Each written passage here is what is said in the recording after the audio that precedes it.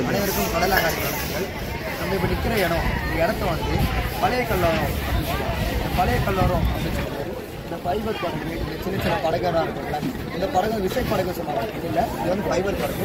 இந்த ஃபைபர் படகுல பிடிச்சிட்டு வரது, அதாவது ஒரே நாளில் போயிட்டு வரது, 5 மணி நேரம் 8 மணி நேரத்தில் பிடிச்சிட்டு வரதுலாம் இங்கே வந்து நிற்கிறோம். இந்த மீன்லாம் வந்து அப்படி ஃப்ரெஷ்ஷாக கிடைக்கும்.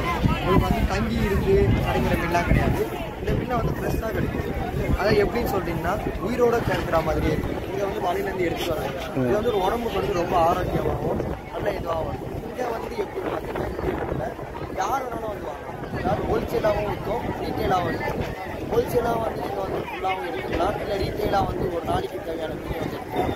இந்த இடத்தோட ஸ்பெஷாலிட்டி என்ன அவ்வளோ ஒரு ஃப்ரெஷ்ஷாக இருக்கும். இந்த 15 நாள் தங்கிட்டு வர மீன்லாம் வந்து கொஞ்சம் ஃப்ரெஷ்ஷில் ஐஸ் போட்டுட்டு வர மீனாக இருக்கும். இந்த மீன்லாம் வந்து ஐஸு எந்த ஒரு பதப்படியும் இல்லாமல் ஃப்ரெஷ்ஷாக அப்படியே கிடைக்கும். இந்த இடத்த வந்து டைமிங் வந்து பார்த்தீங்கன்னா காலையில் 6 மணிலேருந்து மதியானம் 12 மணி வரைக்கும் இங்கே வந்து மீன்லாம் இருக்கும். அந்த கடலோரம் வந்து 5 மணி வரைக்கும் வந்து இந்த இடத்த வந்து உங்களுக்கு ஃபுல்லாக சொல்லி வாங்க. நம்ம வந்து இங்கே என்னென்ன மீன்லாம் இருக்குது அப்படின்னு சொல்லிட்டு ஒரு சும்மா ஒரு ஓவராலாக சுற்றி காட்டுறோம்.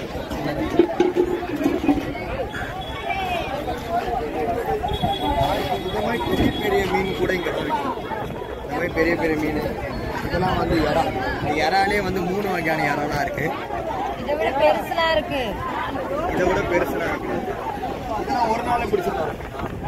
இந்த இறா இது எத்தனை வகையான இறா? ஆனால் இது 3மே வந்து வேறு வேறு இறானா?